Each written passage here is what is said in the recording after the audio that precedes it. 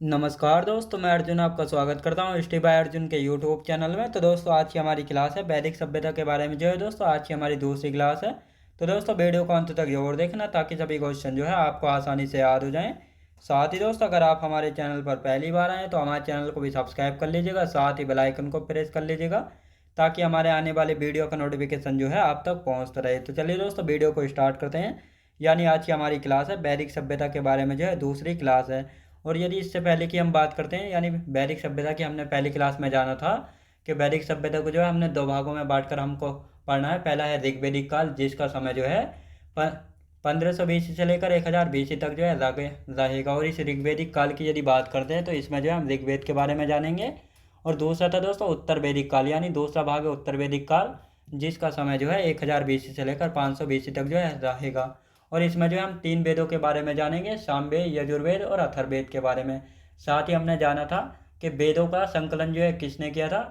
महर्षि वेद व्यास जी के द्वारा जो है किया गया था। किसके द्वारा? महर्षि वेद व्यास जी के द्वारा जो है वेदों का संकलन जो है किया था।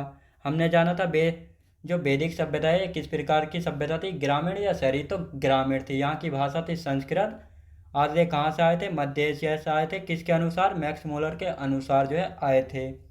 और यदि बात करते हैं मैक्स मूलर के अनुसार जो है आए थे, कैसे कैसे सिंधु घाटी का पतन हुआ, यानी आर्यों ने जो है सिंधु घाटी सभ्यता पर जो है आक्रमण किया था। इन सभी के बारे में हम कल के क्लास में जो है जान चुके थे। और कुछ शब्दों के बारे में भी जो है जाना था। जैसे हमने बात की थी कल ब्रीही, यानी जो वैदिक सभ्यता के लोग थे वह चावल को जो है ब्रीही के नाम से जानते थे। उर्वरता, कृषि भूमि को उर्वरता कहते थे। अघन्य गाय को गविष्टि गाय की खोज या युद्ध। प्रिय देवता कौन सा था इनका? इनका प्रिय देवता था इंद्र। प्रिय पशु की यदि बात की जाए तो घोड़ा। बाप्ता नाई के लिए प्रयोग करते थे। करभ खाद्य पदार्थों को कहते थे। धन्व मरुस्थल को। परावय समुद्र को।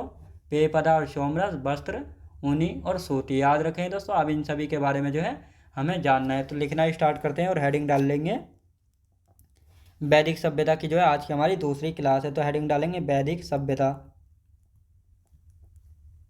वैदिक सभ्यता, वैदिक सभ्यता के बारे में जो है आज की हमारी दूसरी क्लास जो है हो जाती है। तो अब लिखना इनको स्टार्ट करते हैं। यानी हमने कल कहाँ तक पढ़ा था? हमने जो है उर्वरता तक जो है पढ़ लिया था। यानी उर्वरता, कृषि भूमि को जो है उर्वरता जो है कहते थे। अब पढ़ना है हमें अघन्या से। यानी अघन्या शब्द जो है किसके लिए प्रयोग किया जाता था? गाय के लिए। लिखेंगे अघन्या। अघन्या किसको कहा जाता था? गाय को कहते थे अघन्या। याद रखें दोस्तों, अघन्या यानी गाय को जो है कहा जाता था। अब आते हैं दोस्तों गविष्टि। गविष्टि की यदि बात की जाए तो गविष्टि शब्द गायों की खोज या युद्ध के लिए प्रयोग किया जाता था। गाय की खोज, गाय की खोज या युद्ध।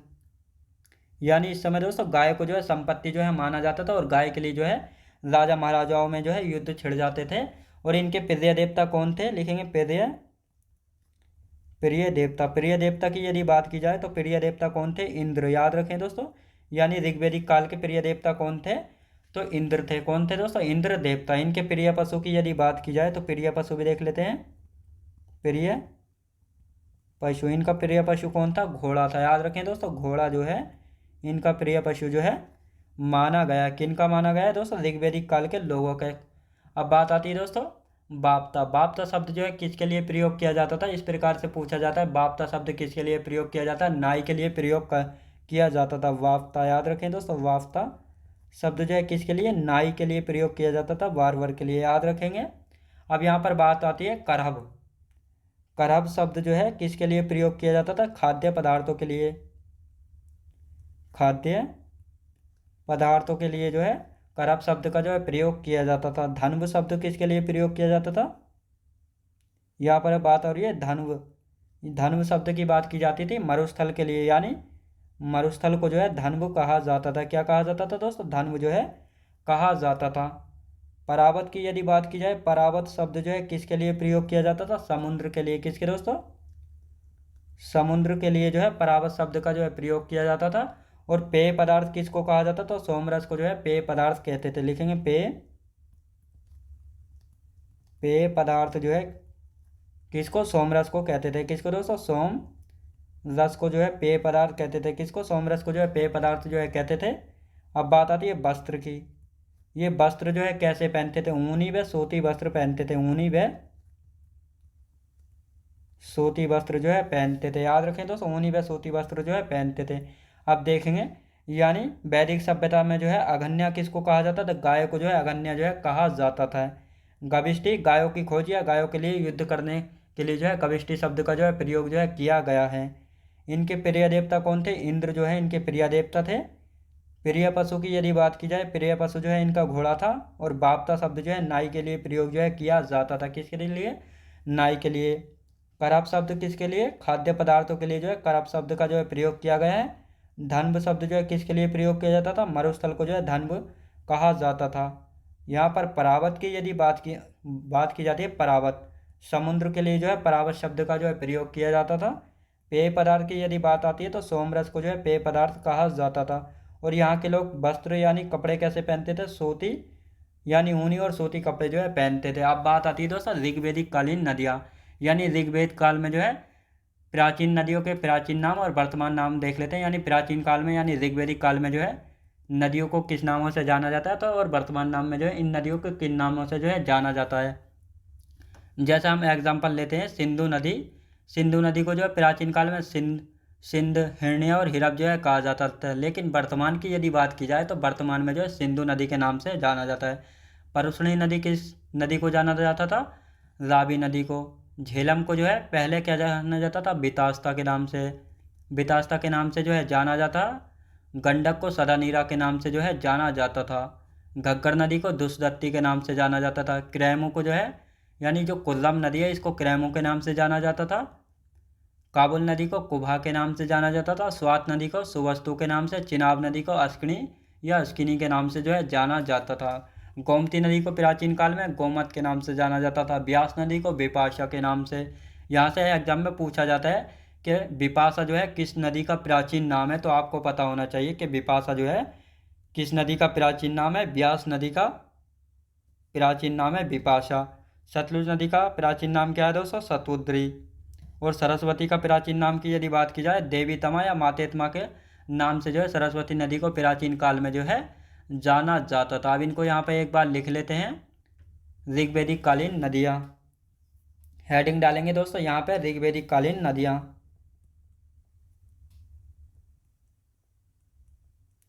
ऋग्वेदिक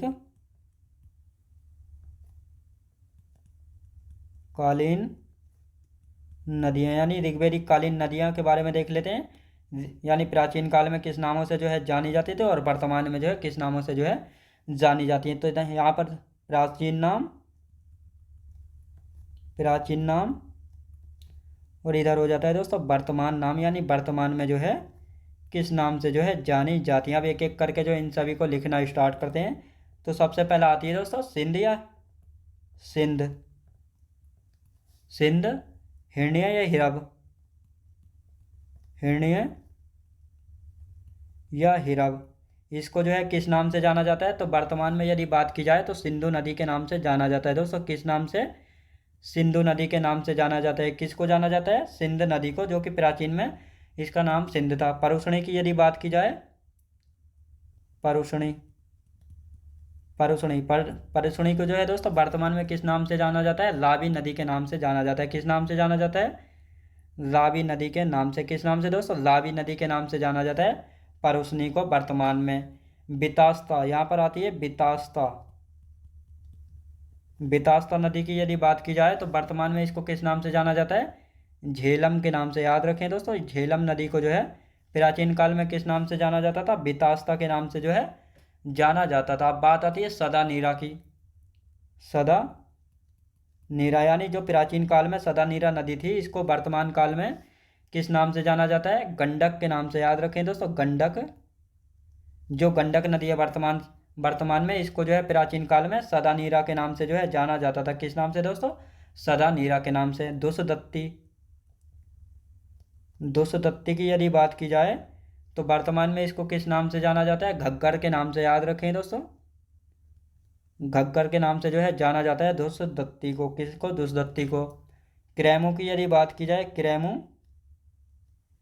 क्रैमू नदी को वर्तमान में किस नाम से जाना जाता है? कुल्लम नाम से। किस नाम से दोस्तों? कुल्लम नदी के नाम से जो है जाना जाता है। किस नाम से दोस्तों? कुल्लम नदी के नाम से जो है जाना जाता है। अब आते हैं दोस्तों कुभा। यानी जो कुभा नदी है इसको वर्तमान में किस नाम से जाना जाता है? तो कुभा नदी को वर्तमान में जो है काबुल नदी के नाम से जाना जाता है। किस नाम से? काबुल नदी के नाम से जाना जाता है दोस्तों, काबुल नदी के नाम से जो है जाना जाता है। सुबस्तु, जो सुबस्तु नदी थी प्राचीन काल में, इसको जो है वर्तमान में किस नाम से जाना जाता है? स्वात नदी के नाम से। किस नाम से दोस्तों? स्वात नदी के नाम से जो है जाना जाता है। अस्किनी के नाम से लिख लेंगे इसको, अस्किनी या अस्किणी, अस्किणी। इसको जो है वर्तमान में किस नाम से जाना जाता है? तो दोस्तों इसको जाना जाता है चिनाब नदी के नाम से। याद रखें दोस्तों, अस्किणी को जो है वर्तमान में किस नाम से जाना जाता है? चिनाब नदी के, किस नाम से दोस्तों? चिनाब नदी के नाम से जाना जाता है। गोमत की यदि बात की जाए, जो गोमत नदी थी प्राचीन काल में, इसको किस नाम से जाना जाता है? गोमती नदी के नाम से। याद रखें दोस्तों, गोमती नदी के नाम से जो है इसको वर्तमान काल में जाना जाता है। कब दोस्तों? वर्तमान में। बिपाशा की यदि बात की जाए, बिपाशा, बिपाशा नदी को जो है वर्तमान में किस नाम से जाना जाता है? ब्यास नदी के नाम से। किस नाम से दोस्तों? ब्यास नदी के जो है नाम से जाना जाता है। अब आते हैं दोस्तों शतुद्री, शतुद्री, शतुद्री की यदि बात की जाए तो शतुद्री को जो है वर्तमान में किस नाम से जाना जाता है? सतलुज नदी के नाम से। किस नाम से दोस्तों? सतलुज नदी के नाम से जो है जाना जाता है शतुद्री को। अब आते हैं दोस्तों देवी तमा या माते तमा, देवी तमा या माते तमा। इस नदी को जो है वर्तमान में किस नाम से जाना जाता है? सरस्वती नदी के नाम से। किस नाम से? सरस्वती नदी नाम से जो है इसको जाना जाता है। अब इसका एक बार रिवीजन करेंगे ताकि सभी कुछ जो आपको अच्छे से जो है याद आ जाए। ऋग्वेदिक कालीन नदियाँ यानी प्राचीन काल में और वर्तमान नाम। तो यहाँ पर सिंधु नदी को जो है दोस्तों प्राचीन काल में किस नाम से जाना जाता था? हिरण्य, सिंध, हिरण्य और हिरब नाम से जाना जाता था सिंधु नदी को प्राचीन काल में। रावी नदी को प्राचीन काल में किस नाम से जाना जाता था? परुष्णी के नाम से जो है जाना जाता था। झेलम को जो है प्राचीन काल में किस नाम से जाना जाता था? बितास्ता के नाम से जाना जाता था झेलम नदी को प्राचीन काल में। गंडक नदी को जो है प्राचीन काल में किस नाम से जाना जाता था? सदानीरा के नाम से जो है जाना जाता था। घग्गर नदी को जो है प्राचीन काल में दुष्दत्ती के नाम से जाना जाता था। और कुद्दम को प्राचीन काल में क्रैमू के नाम से जो है जाना जाता था। याद रखें दोस्तों, क्रैमू के नाम से। काबुल नदी को प्राचीन काल में कुभा के नाम से जाना जाता था। स्वात नदी को प्राचीन काल में सुबस्तु के नाम से। चिनाब नदी को प्राचीन काल में अस्किनी या अस्किणी के नाम से जो है जाना जाता था। गोमती नदी की यहाँ पर बात हो रही है। गोमती नदी को जो है प्राचीन काल में क्या कहा जाता था? गोमत नदी के नाम से जो है इसको पुकारा जाता था। ब्यास नदी की यहाँ पर बात कर रहे हैं। ब्यास नदी को जो है प्राचीन काल में बिपाशा जो है कहते थे। क्या दोस्तों? बिपाशा जो है कहते थे। सतलुज नदी की यहाँ पर बात हो रही है। सतलुज नदी को जो है प्राचीन काल में शतुद्री के नाम से जो है जाना गया है। और सरस्वती नदी को देवी तमा या मातेतमा नाम से जाना जाता था प्राचीन काल में। दोस्तों ये थी प्रमुख नदियाँ प्राचीन काल में, और वर्तमान में जो है इनको किन किन नामों से जाना जाता है हमने अच्छे से जो है जाना है। अब देखते हैं ऋग्वेदिक कालीन देवता, यानी ऋग्वेदिक कालीन देवता कौन कौन से थे। जैसे इंद्र देवता थे, इनको जो है युद्ध व वर्षा का देवता जो है कहा जाता था। अग्नि देवता की यदि बात की जाए तो इनको अग्नि का देवता जो है माना जाता था। वरुण देवता की यदि बात की जाए तो समुद्र एवं ऋतु परिवर्तन देवता इनको माना जाता था, वरुण देवता को। सोम देवता की बात हो रही है तो वनस्पति और औषधि के देवता किसको माना गया है? सोम देवता को माना जाता था। उषा की यदि बात करते हैं, प्रगति एवं उत्थान या भोर की देवी किसको माना गया है ऋग्वेदिक काल में? उषा को। तो ऐसा आपको पता होना चाहिए। विष्णु देवता जो है विश्व का संरक्षक एवं पालनकर्ता माना गया है। किसको दोस्तों? विष्णु देवता को। मरुत देवता आंधी एवं तूफान के देवता इनको माना गया है। ऋग्वेदिक कालीन देवता हैं ये सभी। यहाँ से भी क्वेश्चन बन जाता है। तो अब यहाँ पर हेडिंग डाल लेते हैं ऋग्वेदिक कालीन देवता। ऋग्वेदिक कालीन देवता, यानी ऋग्वेदिक कालीन देवता कौन कौन से हैं, तो इनको भी यहाँ पे अब एक बार देखेंगे कौन कौन से। तो लिखना स्टार्ट करते हैं। तो यहाँ पे सबसे पहले है दोस्तों युद्ध एवं वर्षा के देवता कौन है? इंद्र देवता। लिखेंगे युद्ध एवं वर्षा। युद्ध एवं वर्षा के देवता जो है किसको माना जाता है? तो ये माना जाता है दोस्तों इंद्र देवता को। किसको दोस्तों? इंद्र देवता को जो है माना जाता है युद्ध एवं वर्षा का देवता। किसको? इंद्र देवता को। अब आते हैं दोस्तों अग्नि देवता। अग्नि देवता यानी अग्नि का देवता। अग्नि अग्नि का देवता जो है किसको माना जाता है? अग्नि देवता को जो है माना जाता है। किसको दोस्तों? अग्नि देवता को। अग्नि का देवता किसको माना जाता है? अग्नि का देवता जो है अग्नि देवता को जो है कहा जाता है। किसको दोस्तों? अग्नि का देवता अग्नि देवता को जो है माना जाता है। समुद्र और ऋतु परिवर्तन के देवता किसको माना जाता है? वरुण देवता को। लिखेंगे समुद्र व ऋतु परिवर्तन के देवता। समुद्र व ऋतु परिवर्तन के देवता जो है किसको माना जाता है? वरुण देवता को। याद रखें दोस्तों, वरुण देवता को माना जाता है। किसको दोस्तों? वरुण देवता को जो है माना जाता है। ये आपको याद होना चाहिए। अब आते हैं दोस्तों वनस्पति और औषधि के देवता। वनस्पति एवं औषधि। वनस्पति एवं औषधि के देवता जो है किसको माना जाता है? तो ये माना जाता है दोस्तों सोम देवता को। किसको माना जाता है? सोम देवता को जो है माना जाता है। किसको दोस्तों? सोम देवता को जो है माना जाता है। अब आते हैं दोस्तों प्रगति एवं उत्थान की देवी या भोर की देवी। प्रगति एवं उत्थान या भोर की देवी। भोर की देवी किसको माना जाता है दोस्तों? उषा को माना जाता है। याद रखें दोस्तों, उषा को जो है माना जाता है। प्रगति एवं उत्थान की देवी या भोर की देवी जो है इनको माना जाता है। अब आते हैं दोस्तों विश्व का संरक्षक एवं पालनकर्ता किसको माना जाता है? विश्व का संरक्षक एवं पालनकर्ता जो है किसको माना जाता है? तो ये आपको याद रखना है, विष्णु देवता को जो है माना जाता है। विष्णु देवता को जो है माना जाता है। किसको दोस्तों? विष्णु देवता को जो है माना जाता है। आंधी एवं तूफान के देवता कौन है? तो यहाँ पर लिखेंगे आंधी एवं तूफान के देवता। आंधी एवं तूफान के देवता की यदि बात की जाए तो ये कौन है? आंधी व तूफान के देवता है दोस्तों मरुत देवता। कौन? मरुत देवता। अब इसका एक बार रिवीजन कर लेते हैं ताकि आप सभी को जो है बहुत अच्छे से याद हो जाए। हम यहाँ पर इसका एक बार रिवीजन करेंगे। ऋग्वैदिक कालीन देवता कौन कौन से? जैसे युद्ध एवं वर्षा का देवता किनको माना जाता है? इंद्र देवता को जो है माना गया है युद्ध एवं वर्षा का देवता। अग्नि देवता की यदि बात की जाए तो अग्नि का देवता कौन है? अग्नि देवता को माना जाता है। समुद्र एवं ऋतु परिवर्तन के देवता जो है किसको माना गया? यानी समुद्र एवं ऋतु परिवर्तन के देवता किसको माना गया है? वरुण देवता को माना गया है। किसको दोस्तों? वरुण देवता को माना गया है। वनस्पति एवं औषधि के देवता किसको माना गया? सोम देवता को। दोस्तों वनस्पति एवं औषधि के देवता किसको माना गया? सोम देवता को जो है माना गया है।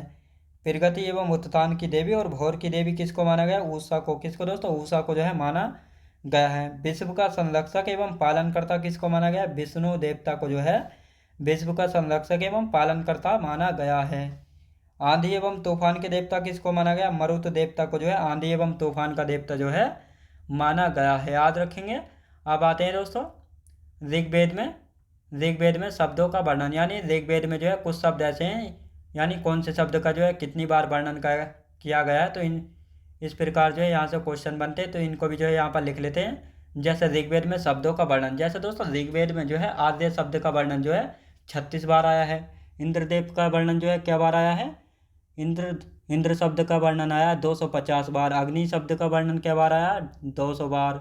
विष्णु का 100 बार। पिता का 335 बार। माता का 234 बार। इस प्रकार जो है यहाँ से क्वेश्चन पूछे जाते हैं, तो इनको भी जो एक बार लिखेंगे।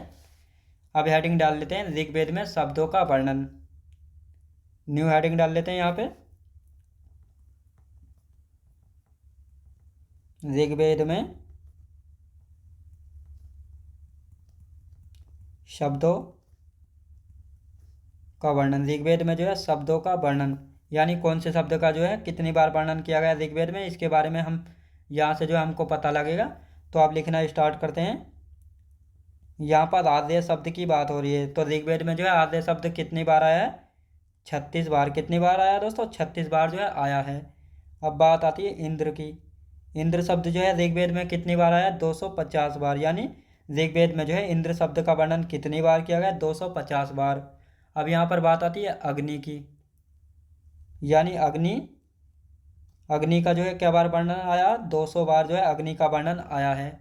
अब बात है दोस्तों विष्णु की, यानी विष्णु भगवान जी का जो है ऋग्वेद में कितनी बार वर्णन मिला है? तो 100 बार जो है इनका वर्णन मिला है। कितनी बार दोस्तों? 100 बार जो है इनका वर्णन जो है आया। कितनी बार दोस्तों? 100 बार जो है इनका वर्णन जो है आया है। अब आते हैं दोस्तों पिता। पिता शब्द का जो है ऋग्वेद में कितनी बार वर्णन है? तो 335 बार। कितनी बार? 335 बार जो है वर्णन है। अब आते हैं दोस्तों माता। माता का कितनी बार वर्णन है? 234 बार जो है ऋग्वेद में माता शब्द का जो है वर्णन है। अब आते हैं दोस्तों कृषि। कृषि का जो है ऋग्वेद में कितनी बार वर्णन है? तो इसकी बात करते हैं। 33 बार जो है कृषि शब्द का जो है वर्णन किया गया है। कहाँ पे? ये किया गया है दोस्तों ऋग्वेद में। यहाँ पर बात करते हैं सभा की। सभा के कितनी बार वर्णन है दोस्तों? सभा का जो है 8 बार वर्णन है। कितनी बार दोस्तों? 8 बार। समैति की यदि बात करते हैं तो समैति का जो है कितनी बार वर्णन है? 9 बार। याद रखें दोस्तों, समैति की यदि बात की जाए तो समैति का जो है कितनी बार वर्णन है? 9 बार जो है समैति का वर्णन है। अब आते हैं दोस्तों सोम। सोम देवता। याद रखें दोस्तों, सोम देवता का जो है कितनी बार वर्णन है? 144 बार। याद रखें दोस्तों, सोम देवता का वर्णन है 144 बार। अब यहाँ पर और लिखना स्टार्ट करते हैं, अभी देखेंगे। सोम देवता के बाद आते हैं भगवान शिव। भगवान शिव का जो है कितनी बार वर्णन मिला है? तो भगवान शिव का जो है 3 बार वर्णन मिला है ऋग्वेद में। कितनी बार? 3 बार वर्णन है। यदि बात करते हैं सिंधु नदी का, याद रखें दोस्तों, सिंधु नदी का जो है ऋग्वेद में कितनी बार वर्णन है? 35 नहीं दोस्तों, 55 बार। याद रखें दोस्तों, 55 बार जो है वर्णन है। बात आती है यमुना नदी की। यमुना नदी का जो है ऋग्वेद में कितनी बार वर्णन है? 3 बार, केवल 3 बार। अब आते हैं दोस्तों गंगा। गंगा नदी की यदि बात करते हैं तो ऋग्वेद में क्या बार वर्णन मिला है? गंगा नदी का केवल 1 बार वर्णन मिला है।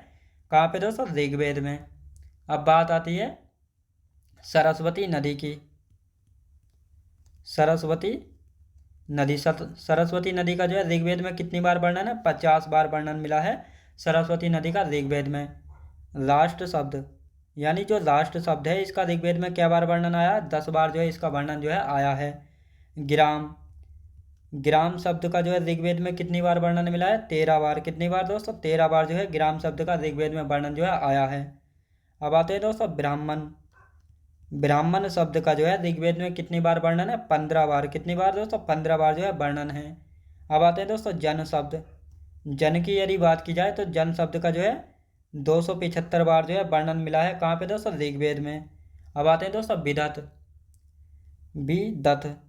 विदत की यदि बात की जाए तो इसका कितनी बार वर्णन मिला है? 122 बार जो है विदत शब्द का जो है वर्णन मिला है। कहाँ पे मिला है?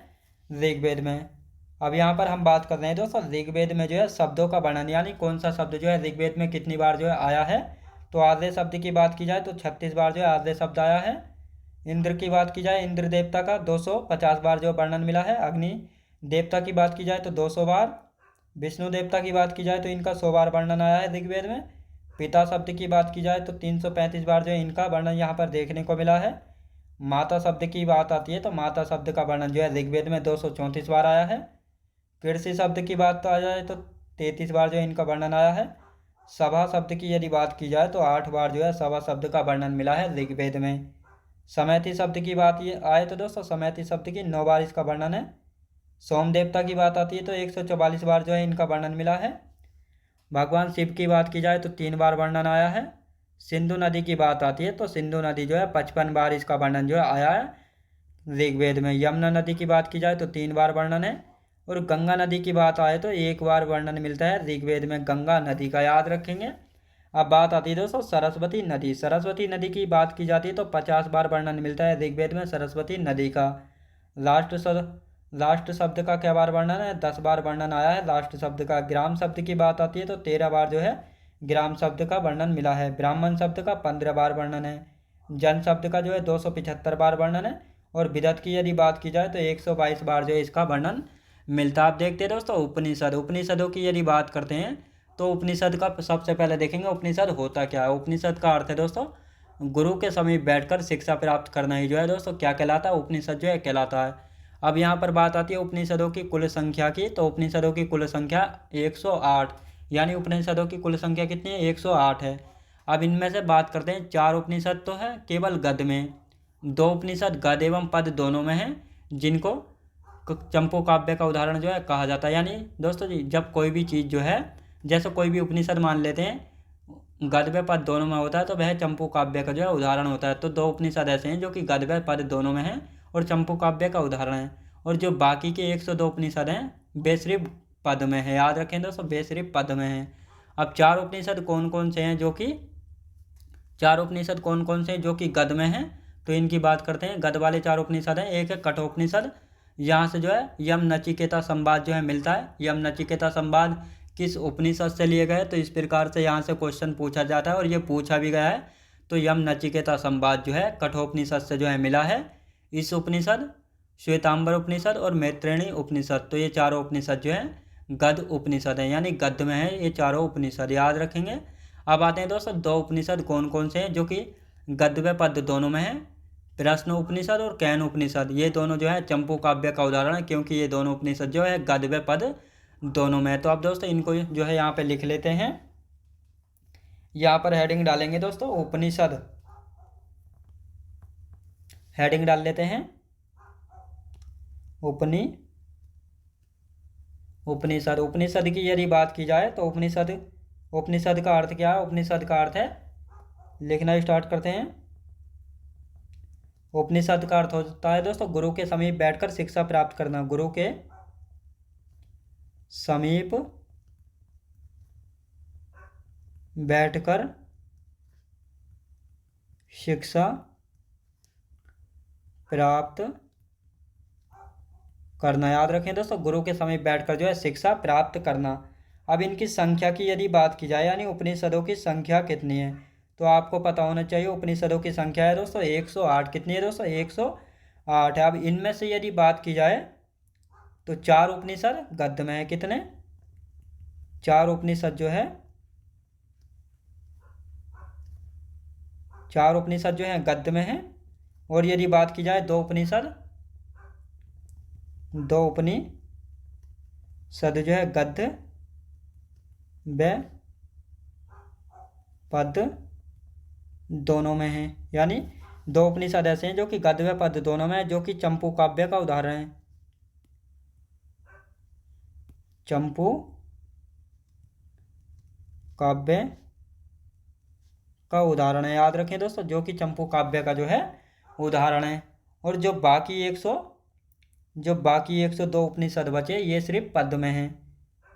102 उपनिषद जो है केवल सिर्फ पद में है, यानी 102 उपनिषद जो है सिर्फ पद में है। तो ये भी आपको जो है अच्छे से याद होना चाहिए।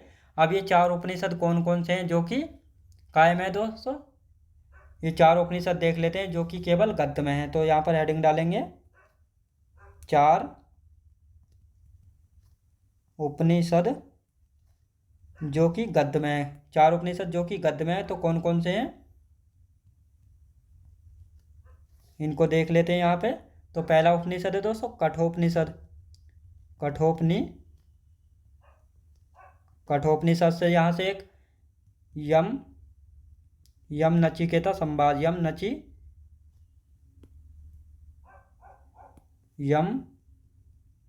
नचिकेता संवाद ये पूछा गया है और एग्जाम में भी आया। यम नचिकेता संवाद जो है किस उपनिषद से लिया गया है, तो कठोपनिषद से लिया गया है दोस्तों। कहाँ से, कठोपनिषद से जो है लिया गया है, तो ये आपको जो याद रखना है। दूसरा है दोस्तों इस उपनिषद, इस उपनिषद। और तीसरे की यदि बात की जाए तो तीसरा कौन सा उपनिषद है, तीसरा है श्वेतांबर उपनिषद। श्वेतांबर उपनिषद दोस्तों कौन सा है, श्वेतांबर उपनिषद है। और यदि चौथे की बात की जाए मैत्रेयणी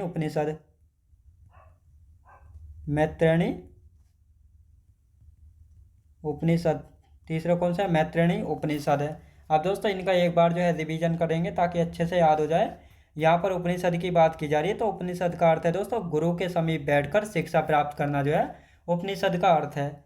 यदि उपनिषदों की संख्या की बात की जाए तो उपनिषदों की कुल संख्या है दोस्तों 108 जो है उपनिषदों की कुल संख्या है। अब इनमें से 4 उपनिषद तो ऐसे हैं जो कि गद्य में हैं। 2 उपनिषद ऐसे हैं जो कि गद्य व पद्य दोनों में है, जो कि चंपू काव्य का उदाहरण है।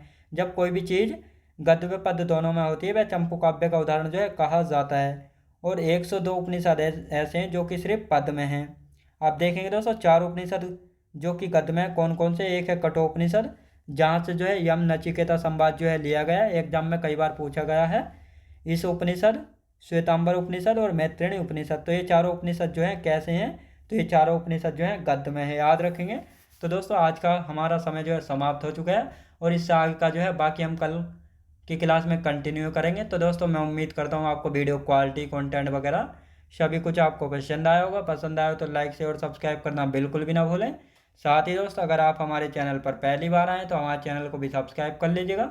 साथ ही बेल आइकन को प्रेस कर लीजिएगा ताकि हमारे आने वाले वीडियो का नोटिफिकेशन जो है आप तक पहुँचता रहे। चलिए दोस्तों मिलते हैं नेक्स्ट वीडियोज़ में।